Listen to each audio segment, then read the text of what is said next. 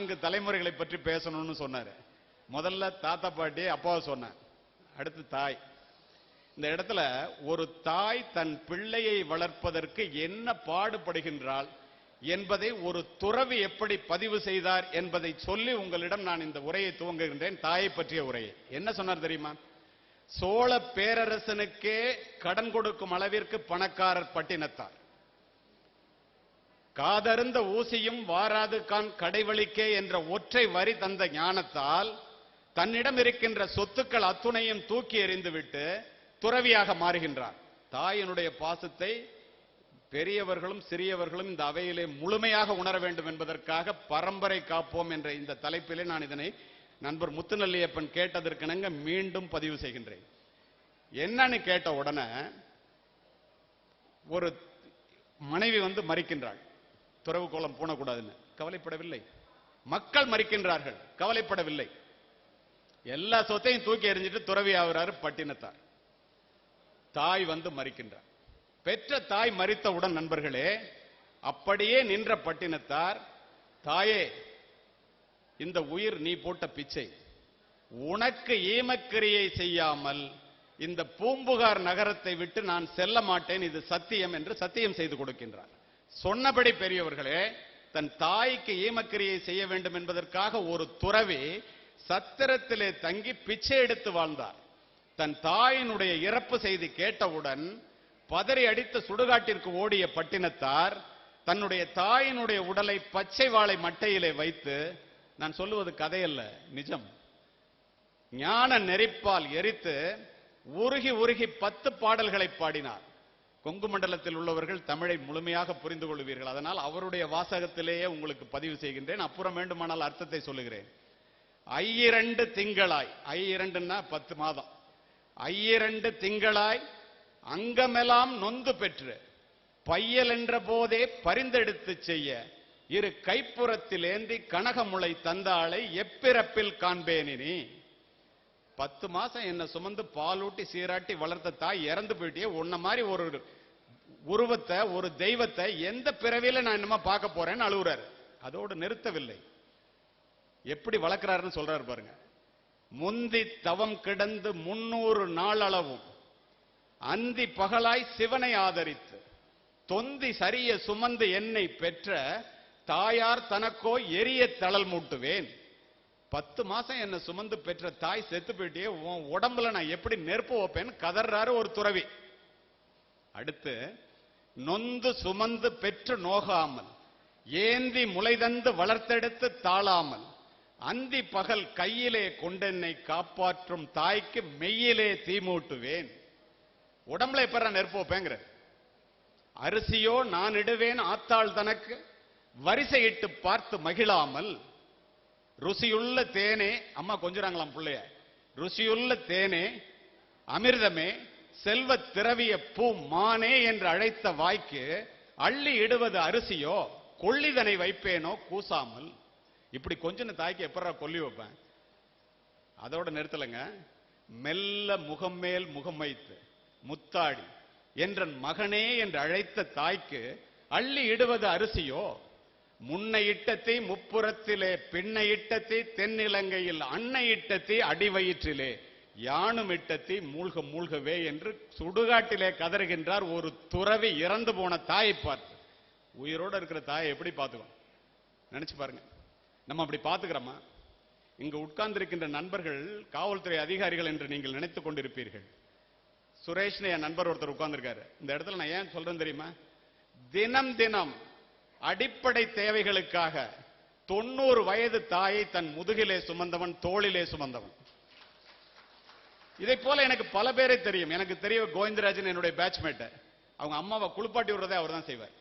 எத்தனையோ பேரை சொல்லலாம், எல்லோரும் அப்படி செய்பவர்களாக இருக்கலாம். எனக்கு தெரிந்த காரணத்தினால் பதிவு செய்கிறேன். இது ஏன் சொல்றேன்னா, அதுதாங்க புண்ணியம்.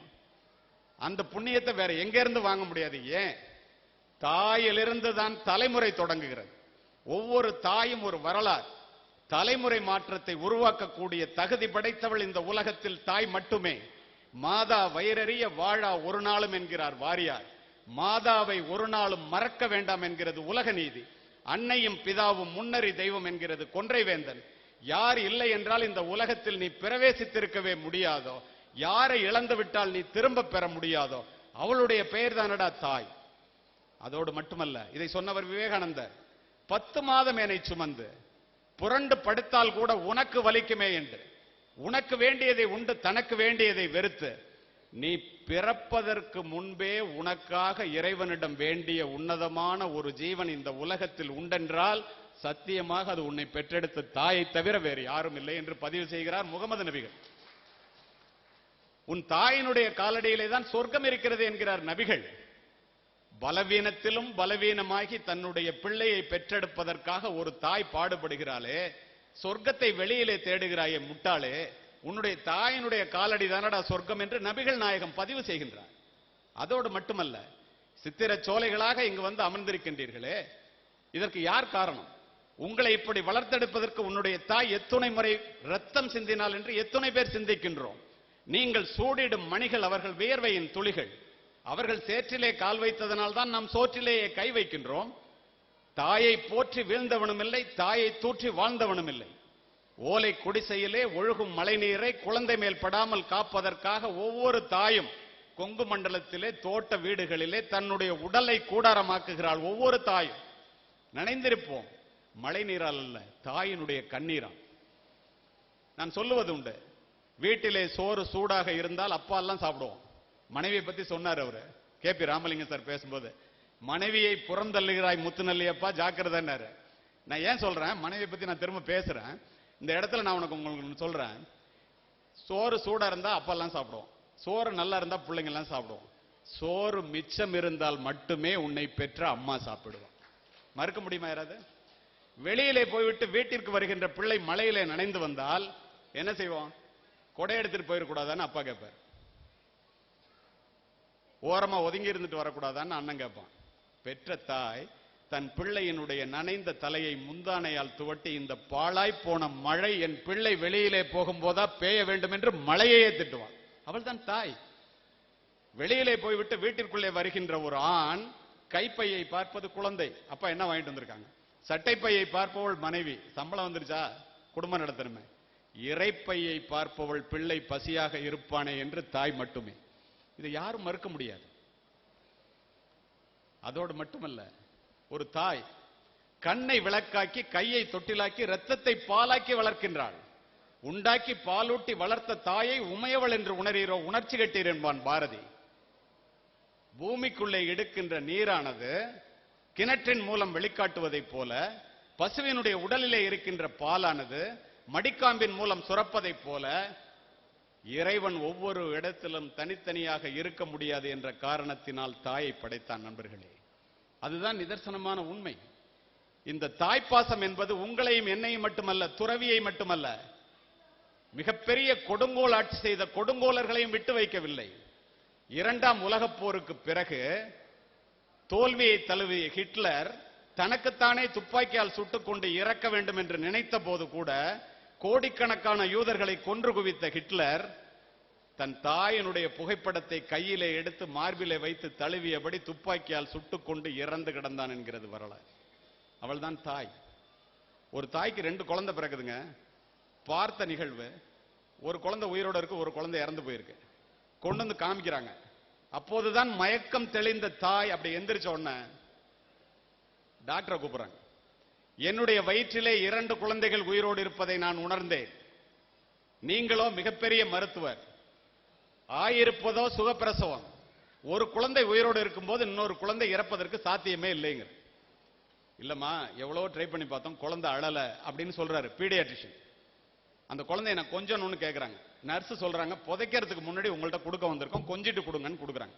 தூக்கி தோல்ல போட்டுக்கிட்டு கதறி கதறி அழுகின்றாள் அந்த தாய். கணவன் பின்னாடியிலிருந்து தொட்டு, அழாதம்மா, ஒரு பிள்ளை உயிரோட இருக்குறான். கணவன் கையை தட்டி விட்டாங்க. பக்கத்தில் இருக்க நர்ஸ் வந்து புதைக்கணும் கொடுங்கன்னு கேட்குது, கையை தட்டி விட்டான். நண்பர்களே, வீல் என்று ஒரு சத்தம் கேட்டவுடன் உயிரோடு கையை காலை ஆட்டிக் கொண்டிருந்த பிள்ளையை அத்துணை பேரும் பார்க்க, தோளிலே படுத்திருந்த பிள்ளையினுடைய கண் இமைகள் துடிக்கின்றன, விரல்கள் அசைகிறது. வீல் என்று இறந்து போன குழந்தை தாயினுடைய அரவணைப்பிலே உயிர் பெற்று அழுகிறது. இவள்தான் தாய். இறப்பினுடைய விளிம்பை தொட்டவர்களை கூட இந்த உலகத்திற்கு கொண்டு வரக்கூடிய சக்தி படைத்தவள் தாய் மட்டுமே. என்னடா அம்மாவை பத்தி, அப்பாவை பத்தி, தாத்தாவை பத்தியே சொல்ற, மனைவியை பத்தி சொல்லலையே அப்படின்னு அசோக்குமாரோட ஒய்ஃபை நான் அப்பையில இருந்தே முறைச்சு பார்த்துக்கிட்டே இருக்காங்க. முதல்ல ஒரு மீட்டிங்ல பேசும்போது இதையே சொன்னாங்க. இப்போது அதையும் நான் சொல்ல கடமைப்பட்டிருக்கின்றேன். குடும்பம், ஒரு முதியவர்கள், பெற்றோர், மனைவி, அப்புறம் பிள்ளை. மனைவி சமீபத்தில் அட்லாண்டாவில் அமெரிக்காவில் நடந்த வட அமெரிக்க தமிழ்ச்சங்கை மாநாட்டில் வந்து பேசுறதுக்காக போயிருந்தேன். 2 பெண்கள் தமிழ்நாட்டிலிருந்து வந்தாங்க. தமிழ்நாட்டிலிருந்து வந்த 2 பேரும் பெண்கள் மாநாட்டுக்காக வந்தாங்க. பெண்கள் மாநாட்டுக்கு போய்விட்டு திரும்பியவர்கள் என்னை அந்த மாநாட்டு வளாகத்திலே சந்தித்தார்கள். அவர்கள் சொன்னதை கேளுங்கள். பெண்கள் மாநாடு, மாநாட்டினுடைய தலைவி மேலை நாட்டுக்காரர், அவருடைய நடை உடை பாவனைகளை பார்த்து வியந்த நம்முடைய பெண்கள், அவங்கள பார்த்து அவங்க பேசுற ஆங்கிலத்தையும், நுண்ணினானுக்கு ஆங்கிலத்தையும், எல்லா நடை உடை பாவனைகள் எல்லாத்தையும் பார்த்து வியந்து போயிருக்கு. அந்த மாநாட்டு தலைவி நேராக இந்திய பெண்கள், குறிப்பாக தமிழக பெண்களிடம் வந்து, உங்களிடம் நாங்கள் தோற்று போய்விட்டோம். வியந்து போன நம்மவர்கள், எங்கிட்ட நீங்க எப்படிங்க தோத்தீங்க, உங்கள்ட்ட தானே நாங்க தோத்து போயிருக்கோம் அப்படின்னு சொல்ல, உலகமே போற்றுகின்ற ஒருவனுக்கு ஒருத்தி என்ற உடன்பாட்டை நீங்கள் இதுவரை உடைக்கவில்லை, நாங்கள் உடைத்து விட்டோம், அதனால் உங்களிடம் தோற்று போய்விட்டோம். இதை சொன்னோன்னு நல்லதா இருக்கு. கேம்பிரிட்ஜ் யூனிவர்சிட்டியில மிகப்பெரிய உரைவீச்சு விவேகானந்தர். உரைவீச்சு முடிந்து அமர்ந்தவுடன் எட்வின் மெர்வின் என்ற ஆங்கிலேய பேராசிரியர் விவேகானந்தரையும் இந்திய நாட்டையும் மட்டம் தட்ட வேண்டும் என்பதற்காக எழுந்து சொல்றாரு, பெண்களை கொடுமைப்படுத்துகின்ற நாட்டிலிருந்து வந்து எங்களுக்கு பெண்களினுடைய பெருமையை நீங்கள் பேசுகிறீர்களா? சிக்காகோ மாநாடு இல்ல, அடுத்த மாநாட்டில். அடுத்த நொடி அரங்கமே அமைதியானது. நடந்தது என்ன தெரியுமா? வீரத்துறவி விவேகானந்தரிடம் இருந்து பதில் சீறி பாய்ந்தது. விவேகானந்தர் சொன்னாரு, எட்வின் மெர்வின் அவர்களே, நான் சொல்லுகின்ற பதிலை கேட்டுவிட்டு பெண்களை அசிங்கப்படுத்துபவர்கள் மேலை நாட்டினரா, இந்தியரா அல்லது தமிழர்களா என்று நீங்களே முடிவு செய்து கொள்ளுங்கள் என்று கூறிவிட்டு, எங்களுடைய இந்தியாவிலே நாங்கள் எங்களுடைய மனைவியை தவிர மற்ற பெண்களை தாயாக பார்க்கின்றோம், நீங்கள் மேலை நாட்டிலே உங்களுடைய தாயை தவிர மற்ற பெண்களை மனைவியாக பார்க்கின்றீர்கள், யாரா பெண்களை வந்து அடிமைப்படுத்துறதுன்னு கேட்டார். இதை ஏன் இப்படி சொல்றேன்னா, இதை சொல்லும் போது கேட்கறதுக்கு சந்தோஷமா இருக்கு, உங்க முகத்திலே தெரியுது. ஆனா உண்மையிலே இப்ப எப்படி போயிட்டு இருக்கோம் தெரியுமா? உண்மை சம்பவங்களை காவல்துறையினர் விசாரித்த வழக்கை பதிவு செய்கின்றேன். கொங்கு மண்டலத்தை சேர்ந்த ஒரு பெண், சென்னையை சேர்ந்த ஒரு ஆண். இந்த பொண்ணு படிச்சு முடிச்சு ஐடி துறையில போய் வேலைக்கு சேருது. அவன் ஐடி துறையில வேலை பார்க்கறான். இந்த பொண்ணுக்கு அம்மா அப்பா கல்யாணம் பண்றதுக்கு பாக்குறாங்க. இந்த பொண்ணு அவனை தான் கல்யாணம் பண்ணிக்குவேன்னு சொல்லுது. கண்டதும் காதல், எவ்வளவு சொல்லி பாக்குறாங்க, கேட்கல. வேற வழி இல்ல, கல்யாணம் பண்ணி வச்சிடறாங்க. 6 மாசம் பிரச்சனை இல்லாம போகுது. 7வது மாசம் நடந்த சம்பவம். அந்த பையன் அங்கிருந்து வர்றான். மனைவியை பத்தி பேசிட்டு இருக்கேன். மனைவிங்கிறது எவ்வளவு உன்னதமான ஒன்று என்பதை சொல்ல இருக்கின்றேன், சொல்லி முடிக்கின்றேன். அங்கிருந்து வரும்போது, காத்திருந்து 3 மாதமாக நான் கருவுற்றிருக்கின்றேன் என்று சொன்னவுடன் கணவன் உடனே மகிழ்ச்சி வெள்ளத்திலே குதிப்பான் என்று நினைத்த அந்த மனைவிக்கு அதிர்ச்சி தான் காத்திருந்தது. உடனே அந்த கருவை அழிச்சிருங்கிறான். பதறி போன தாய், முதல் கரு ஏன் அழிக்க சொல்றேன்னு கேட்கிறாங்க. வேண்டாம் அழிச்சிருங்கிறான். 2 பேருக்குள்ள சண்டை. அதுக்கப்புறம் கணவனுடைய நடவடிக்கைகளை பார்க்கிறார். கல்லூரியிலே படிக்கிற காலத்திலிருந்து வேற ஒரு பொண்ணுடன் தொடர்பு. இது தெரிஞ்ச அவளோட ஹஸ்பண்ட் கல்யாணம் ஆனவ அந்த பொண்ணை விரட்டிட்டான். இவன் அவளோட குடும்பம் பண்ணிட்டு இருக்கான், அந்த பொண்ணை கல்யாணம் பண்ணியிருக்கான்னு தெரியுது. அடிச்சு விரட்டிடுறான். கோயம்புத்தூருக்கு வந்துருது அந்த பொண்ணு. 10 மாசம் ஆச்சு, குழந்தை பிறக்குது. பார்க்கல வந்து 2 அம்மா அப்பாவும் போய் பிள்ளைக்கு அப்பா யாருன்னு கேட்கறாங்கடா, வாடான்னு கேட்கறாங்க. 4 நாள் கழிச்சு வர்றேன் போங்க. 4 நாள் கழிச்சு வர்றான். மருமகன் மனம் திருந்தி வந்து விட்டான் என்று எல்லோரும் மகிழ்ச்சி கடலிலே ஆளுகின்றார்கள். ராத்திரி 2:30 மணிக்கு தானாட விட்டாலும் தசையாடும் அல்லவா, திடீரென்று அந்த தாய் வந்து முழிக்கிறான். அன்னைக்கு ராத்திரி அவன் தங்குறான். பக்கத்தில் இருக்கிற கணவன்கிட்ட குழந்தை எங்கன்னு கேட்கிறான். பின்னாடி இருக்கிற கிணத்துல போய் பார்த்து தூங்குதுங்க. தான் பெற்ற குழந்தையை தானே கிணற்றிலே போட்டு கொள்ளுகின்றான். இதை போலவே சேம் ரிப்ளிகா ஒருத்தன் தான் பெற்ற குழந்தையை செவுத்துல அடிச்சு கொள்றான். 2 பேருமே 2 லட்சம் ரூபாய் 3 லட்சம் ரூபாய் சம்பளம் வாங்கிட்டு ஐடில வேலை பார்க்கிற குடும்பத்தை சேர்ந்தவர்கள். எதற்காக இந்த படிப்பு, எதற்காக இந்த படிப்பு பணம், எதற்காக இந்த சம்பாத்தியம்? நினைத்து பாருங்கள். ஒழுக்கத்தை உருவாக்கி வளர்ப்பது தானே கல்வி. ஒழுக்கத்தை தராத வயலும், கல்வியை தராத வயல், விளைச்சலை தராத வயலும், ஒழுக்கத்தை தராத கல்வியும் வீணானது என்பதை நாம் அறிவோம் தானே. இப்படிப்பட்ட இளைஞர்கள் இந்த சமுதாயத்திலே ஏன் வளருகிறார்கள்? வளர்ப்பினுடைய போதாமை, குறைபாடுகள், பிள்ளைகளை பெற்றோர்கள் வளர்ப்பதிலே இருக்கின்ற குறைபாடுகள், போதிப்பினுடைய போதாமை. அது என்ன போதிப்பினுடைய போதாமை? ஆசிரியர்கள், நீர்த்து போன நெறிமுறைகள், அபரிமிதமான இணையதள வளர்ச்சி. இதிலே இந்த பிள்ளைகள் ஒழுக்கத்தை தொலைத்து பெற்றோர்களை சரியாக பார்த்துக் கொள்ளவில்லை என்று நாம் வருத்தப்படுகிறோமே, பிள்ளைகளை சரியாக பார்த்துக் கொள்ளாமல் பிள்ளைகளை கொலை செய்து கொலைகாரர்களாகி 2 பேர் ஜெயிலுக்கு போயிட்டான். 2 கணவன் இருந்தும் அந்த பொண்ணுங்க கைமண்ணா இருக்காங்க. காவல் நிலைய கதவுகளையும் நீதிமன்ற படிக்கட்டுகளையும் கற்பனையில் கூட நினைத்து பார்க்காத பெற்றோர்கள் தினம் தினம் கோர்ட்ல ஏறி இறங்கிட்டு இருக்காங்க. இதுல இருந்து என்ன தெரியுது?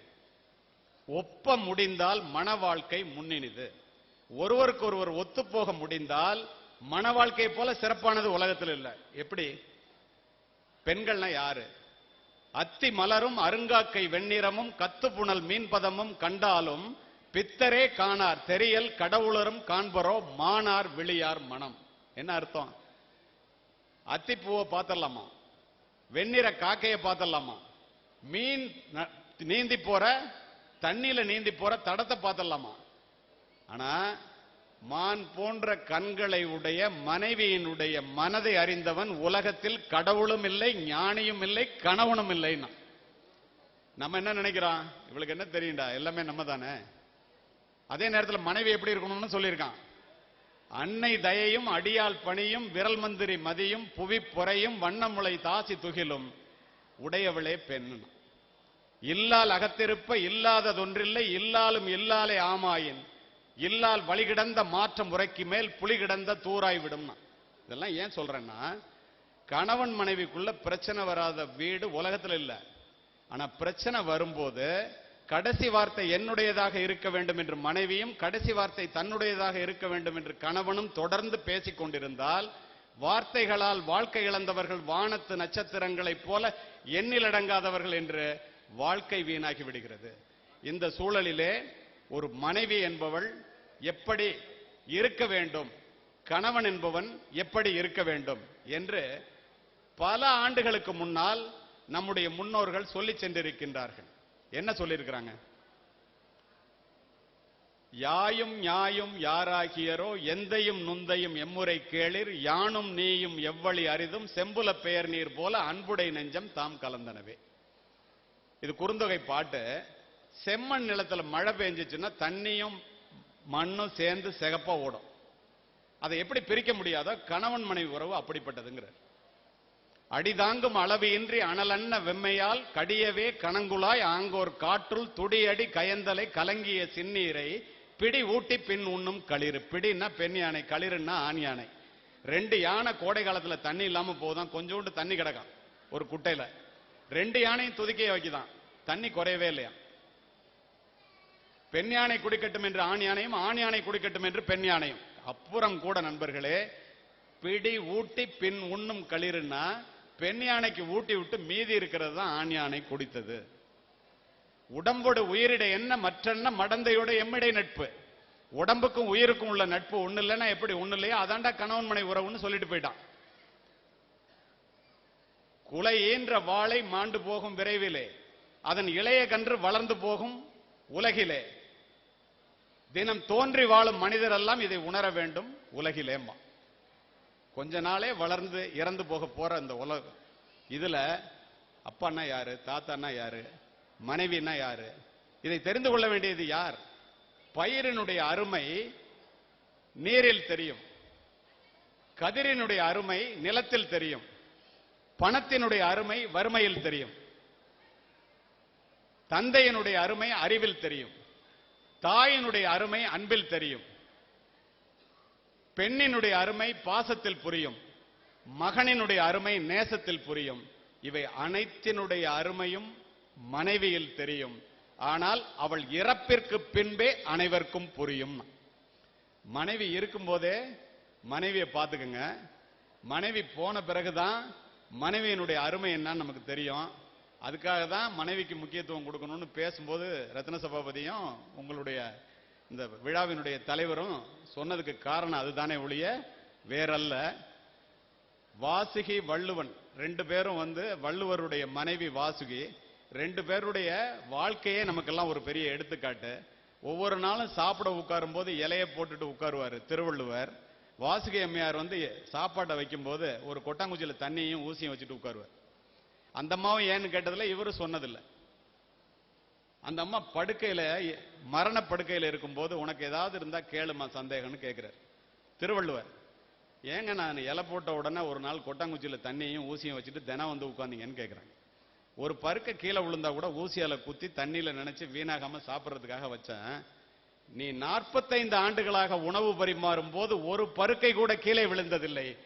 அதனால நானும் சொல்லல, உனக்கும் தெரியல. அப்படிப்பட்ட மனைவி என்று சொன்ன வள்ளுவர் உலகத்தில் 1330 திருக்குறளை 2 அடியிலே எழுதிய வள்ளுவன் தன் மனைவியினுடைய இறப்பை 4 அடிகளினால் தான் எழுத முடிந்தது. 2 அடிகளுக்குள் முடிக்க முடியவில்லை. என்ன எழுதினார் தெரியுமா? அடிசிற்கினியாளே அன்புடையாள், பதிசொல் தவறாத பாவாய், அடிவருடி பின் தூங்கி முன் எழும்பும் பேதாய், போதியோ இனிதாய் என் உறங்கும் என் கண் இரானர். என்ன அர்த்தம்? வாய்க்கு ருசியா சமைச்சு கொடுத்து 45 ஆண்டுகளாக என்னை பார்த்துக்கொட்ட என்னுடைய அன்பு மனைவியே, என்னுடைய கால்களை வருடி என்னை உறங்க வைத்து எனக்கு பின்னால் தூங்கி எனக்கு முன்னால் எழுந்த பேதை பெண்ணே, போதியோ இறந்து போயிட்டியோ, எப்படி நான் ராத்திரில தூங்குவேன்? பதறியது வள்ளுவர். இங்க லேனா தமிழ்வாணனும் அவருடைய அண்ணனும் உட்கார்ந்துருக்காங்க, தம்பியும். எல்லாம் ஒரு பெரிய பாரம்பரியமான எழுதுற குடும்பத்திலிருந்து வந்தவங்க, தமிழ்வாணனுடைய பிள்ளைகள். அதே மாதிரி பாரம்பரியத்துக்கு சொந்தக்காரர் கண்ணதாசன். மனைவிக்கும் மற்ற பெண்ணுக்கு என்னடா வித்தியாசம்னு போய் கேட்டான்.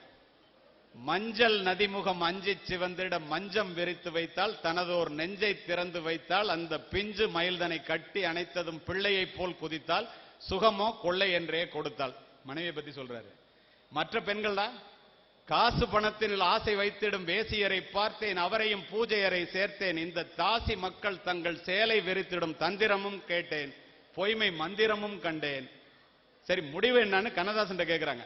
எத்தனை பெண்கள் இம்மண்ணில் பிறந்தன, சத்தியம் சம்சாரம், அவளே சாமி அவதாரம், அந்த பத்தினி கைகளில் பள்ளி கொண்டால் அதுவே பக்தி பிறவாகும், இறைவனின் சக்தி உறவாகும். இது ஏன் சொல்றேன்னா, கணவன் மனைவிக்குள்ள பிரச்சனை வந்தா கணவன் மனைவியிடம் தோற்க வேண்டும், மனைவி கணவனிடம் தோற்க வேண்டும். அப்பொழுதுதான் குடும்பம் ஜெயிக்கும். பெரியவர்களாகவே அமர்ந்திருக்கின்ற இந்த அவையிலே ஒன்றை பதிவு செய்கின்றேன். சங்க காலத்தை பத்தி சொன்னார்ல, கணவன் மனைவி எப்படி வாழ்ந்தாங்கன்னா, கணவனுக்கும் மனைவிக்கும் சண்டை, மனைவி மேல சண்டை போட்டுட்டு கணவன் வயலுக்கு போயிடுறான். அதே கோபத்தோட திரும்ப சண்டை போடணும்னு வர்றான். புள்ள தொட்டியில அழுதுகிட்டு இருக்கு, தொட்டி ஆட்டிட்டு இருக்கான். வந்த உடனே வம்புழுக்கணும்னு கேட்கிறான். ஏண்டி பிள்ளைய அடிச்சியான்னு கேட்கிறான். மனைவியினுடைய பதில் என்ன தெரியுமா? யாரும் அடிக்கவில்லை, ஐவிரலும் பதியவில்லை, தானே அழுகின்றான், தம்பி துணை வேண்டும் என்று. இந்த குடும்பத்தில் பிரச்சனை வருமாங்க? பூமணம் கொண்டவள் பால் மணம் கொண்டால் பொங்கிடும் அன்பினில் சேயுடன் நின்றாள். கண்ணதாசன். 100 பேர் சேர்ந்து ஒரு வீட்டை கட்டலாம், ஒரு நல்ல குடும்பத்தை மனைவியால் மட்டுமே கட்டி எழுப்ப முடியும். வண்டி ஓட சக்கரங்கள் 2 மட்டும் தேவை, 2இல் 1 சிறியதென்றால் எந்த வண்டி ஓடும்? ஒரு பெண்ணுக்கு குழந்தையை கொடுப்பது மட்டும் உண்மையான ஆண்மை இல்லை, அந்த பெண்ணை கடைசி வரை குழந்தை போல் வைத்து காப்பாற்றுவதுதான் உண்மையான ஆண்மை என்பதை இங்கே வெள்ளையும் செல்லையுமாக உட்கார்ந்திருக்கின்ற அத்துணை ஆண்களும் தெரிந்து கொள்ளுங்கள். வீட்டில் உள்ளவங்க இல்லைன்னா நம்ம இல்ல. இதை புரிந்து கொள்ள வேண்டியது ஆண்கள் சமுதாயம். இறுதியான தலைமுறை குழந்தைகள். 2 நிமிடத்திலே முடித்து விடுகின்றேன். பிள்ளை வளர்ப்பு. எந்தையும் தாயும்னு சொல்லி ஆரம்பிச்சேன் முன்னோர்களை பத்தி. இப்ப சொல்றேன், ஈன்று புறந்தறுதல் எந்தலை கடனே, சான்றோனாக்குதல் தந்தைக்கு கடனே. ஒரு பிள்ளைய பெற்றுக் கொடுக்கிறது அம்மாவுடைய வேலையா, அந்த பிள்ளைய புத்திசாலியாக்குறது அப்பாவுடைய வேலையா. தந்தை மகற்காற்றும் நன்றி அவையத்து முந்தி இருப்ப செயல். நன்றி நான் வள்ளுவர், உதவின்னு சொல்லல. பிள்ளைய பெரியாளாக்குறது அப்பம் பிள்ளைக்கு செய்யற நன்றிடானா. ஏன் தெரியுமா? எந்த பிள்ளையும் இந்த அம்மா பாட்ட தான் பிறப்பேன்னு வரம் கேட்கறது இல்ல. வரம் கேட்டவர்கள் நாம். அந்த பிள்ளைகளை வளர்த்தெடுக்க வேண்டிய பொறுப்பு உங்களுடையது. கடைசி தலைமுறையை நன்றாக நீங்கள் காப்பாற்ற வேண்டும் என்று நினைத்தால் 7வது தலைமுறையை, ஒவ்வொரு குழந்தையும் இந்த பூமியிலே பிறக்கும் போது என்ன நினைத்துக் கொண்டு பிறக்கிறது என்று மேடம் ஜெனிகோல் என்ற உளவியலாளர் பதிவு செய்கின்றார். என்னுடைய வருகையை இந்த உலகமே எதிர்பார்த்து கொண்டிருக்கிறது. குழந்தை சொல்லுதான், இந்த பூமி உருண்டை என்னை உற்று நோக்கி கொண்டிருக்கிறது. ஏனென்றால் நான் நாளை எப்படி இருப்பேனோ அப்படித்தான் இந்த உலகம் இருக்கும். இந்த உலகத்திற்கு ஒரு சொத்தாக என்னை வளர்த்தெடுங்கள், ஒரு கொடையாக வளர்த்தெடுங்கள், ஒரு சுமையாக வளர்த்து விடாதீர்கள் என்று பெற்றோர்கள்ட்ட சொல்லுதான். நீ பாருங்களேன், ஒரு சாதாரண விவேகானந்தரை மகாத்மாவாக மாற்றியது என்னுடைய தாய். அவர் எழுதுறார், ஒரு சாதாரண விவேகானந்தர் நரேந்திரனை விவேகானந்தராக மாற்றியது என்னுடைய தாயின்னு எழுதுறார். ஒரு சாதாரண மோகன்தாஸை மகாத்மாவாக மாற்றியது என்னுடைய தாய்ங்கிறார். ஒரு சாதாரண சிவாஜியை சத்ரபதி சிவாஜியாக மாற்றியது என்னுடைய தாய். எல்லாரும் அம்மாவை பத்தியே சொல்றாங்க. ஏன்? எந்த குழந்தையும் நல்ல குழந்தை தான் மண்ணில் பிறக்கையிலே, அது நல்லவராவதும் தீயவராவதும் அன்னை வளர்ப்பினிலே. புறப்படும் போது எல்லா காற்றும் பூங்காற்றே, அது புயலாக மாறுவதும் தென்றலாக வீசுவதும் சூழ்நிலையை பொறுத்ததே. அந்த சூழ்நிலையை உருவாக்கி கொடுப்பவர்கள் பெற்றோர்களாகிய நீங்களே. இப்ப இந்த மாதிரி எல்லாம் நல்ல பிள்ளைகள் வளர்ற இடத்துல மோசமான பிள்ளைகளும் வளர்ந்துடுறாங்களே. எல்லா அம்மா அப்பாவும் பிள்ளைங்களை நல்லா தானே வளர்க்கணும்னு நினைக்கிறோம். இந்த பிள்ளைகள் எப்படி தவறா வளர்றாங்க?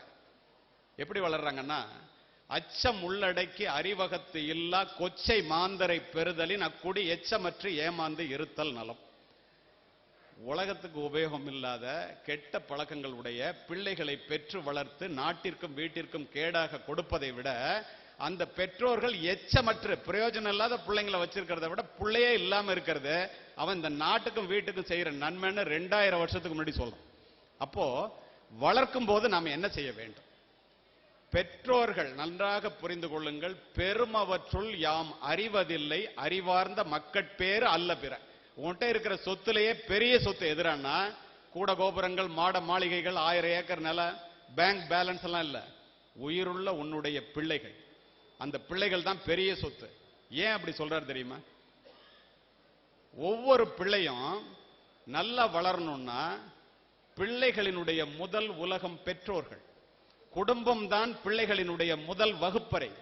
பெற்றோர்கள் தான் பிள்ளைகளினுடைய முதல் ஆசிரியர்கள். பெற்றோர்கள் வேர்களை போன்றவர்கள், மரத்தினுடைய வேர்களை போன்றவர்கள். பிள்ளைகள் அதிலே பூத்து குலுங்குகின்ற பூக்களை போன்றவர்கள். வேர்களின் பலத்தை பொறுத்தே பூக்களினுடைய வசீகரம் அமையும். வேர்கள் பட்டு போனால் பூக்கள் கொட்டி போகும். 10ஆம் வகுப்பு படிக்கின்ற நித்யா என்ற ஒரு பெண்ணினுடைய புத்தக பையிலே காதல் கடிதம் கண்டுபிடிக்கப்படுகிறது. 12ஆம் வகுப்பு படிக்கிறவன் பள்ளிச்சீருடையிலே பேருந்து நிலையத்திலே குடிபோதையிலே வீழ்ந்து கிடக்கின்றான். கல்லூரி படிப்பை முடித்தவன் காதல் தோல்வியிலே தற்கொலை செய்து கொள்கிறான் அல்லது கொலை செய்கின்றான். இதற்கெல்லாம் யார் காரணம்? தயவு செய்து பெற்றோர்களே, பிள்ளைகளிடம் நோ சொல்ல கற்றுக்கொள்ளுங்கள். பிள்ளைகளுக்கு ஆசைக்கு வாழாமல் தேவைக்கு வாழ கற்றுக் கொடுங்கள். பிள்ளைகளுக்கு அதிகமாக சொத்து சேர்த்து வைத்து விட்டு போகின்ற பெற்றோர்களை விட பிள்ளைகளுக்கு சிக்கனமாக வாழ கற்றுக் கொடுத்து விட்டு போகின்ற பெற்றோர்கள் மேன்மையானவர்கள் என்பதை காவல்துறை அதிகாரிகளாக நாங்கள் பல முறை பார்த்திருக்கின்றோம். வெற்றி பெறுவதில் மட்டும்தான் மகிழ்ச்சி என்று சொல்லாமல் மகிழ்ச்சியாக இருப்பதுதான் வெற்றி என்று பிள்ளைகளுக்கு சொல்லித்தாருங்கள். பெற்றுக்கொள்வதில் மட்டும்தான் மகிழ்ச்சி என்று சொல்லாமல் விட்டுக் கொடுப்பதிலும் மகிழ்ச்சி இருக்கிறது என்று பிள்ளைகளுக்கு சொல்லித்தாருங்கள். விட்டுக் கொடுத்தவர்கள் கெட்டுப் போனதில்லை, கெட்டுப் போனவர்கள் விட்டுக் கொடுத்ததில்லை.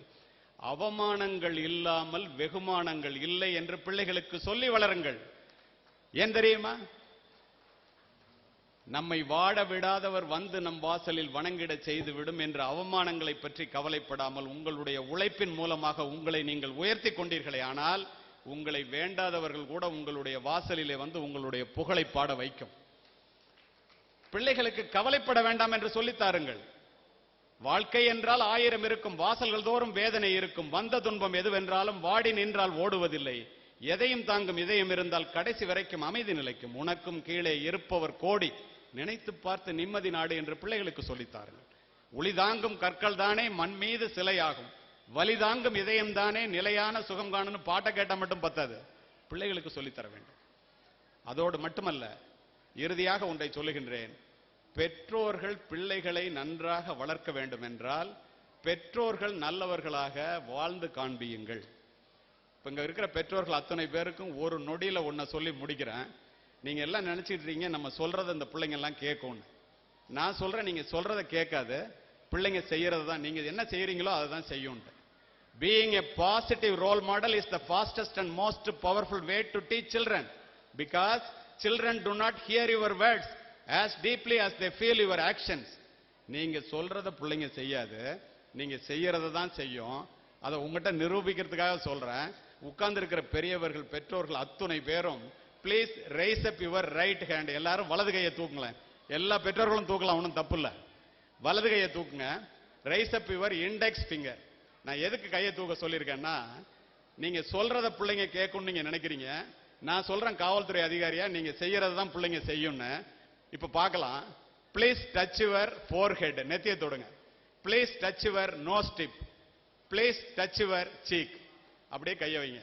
நான் ப்ளீஸ் டச் யுவர் சீக்னு கன்னத்தை தொட சொல்லி சொன்னேன். நான் தொட்டது முகவாயை தொட்டேன். நான் சொன்னதை ஒருத்தர் கூட செய்யல, நான் செஞ்சதை மட்டும்தான் நீங்க எல்லாரும் செஞ்சிருக்கிறீங்க. இதை தான் பிள்ளைங்க செய்யுது. வீட்டுக்குள்ள உட்காந்துட்டு பக்கத்து வீட்டு மாமா வந்து கேட்டா இல்லைன்னு சொல்லுன்னா இல்லைன்னு சொல்லுவான். நாளைக்கு ஸ்பெஷல் கிளாஸ் போனேன்னு சொல்லிட்டு சினிமாவுக்கு போயிடும். எனவே இந்த தலைமுறையை, எனக்கு தெரிந்த தலைமுறை, அவர் 7 தலைமுறைன்னு போட்டிருக்காரு. 95 வயசான எங்க அம்மாவுக்கு 4 தலைமுறை இருக்கு. எல்லாருடைய பெயரையும் சேர்த்து இப்படி தலைமுறையை காக்க வேண்டும் என்று அவர் நினைத்தால் அதற்கு காரணம் நம்முடைய மூதாதையர், நம்முடைய பெற்றோர், கணவன் மனைவி குடும்பம், பிள்ளைகள். இந்த தலைமுறையை இது போன்று வாழ்ந்தோமே ஆனால் தமிழனை, இந்தியனை விஞ்ச யாரும் இல்லை. இது சத்தியம். இங்கு அமர்ந்திருக்கின்ற எல்லோரும் எல்லாமும் பெற வேண்டும். உங்களிடத்தில் இல்லாத நிலை வேண்டும். அமைதி காத்த அத்துணை நல்ல உள்ளங்களுக்கும் வாய்ப்பு கொடுத்த முத்துநல்லியப்பனுக்கும் நன்றி, வணக்கம்.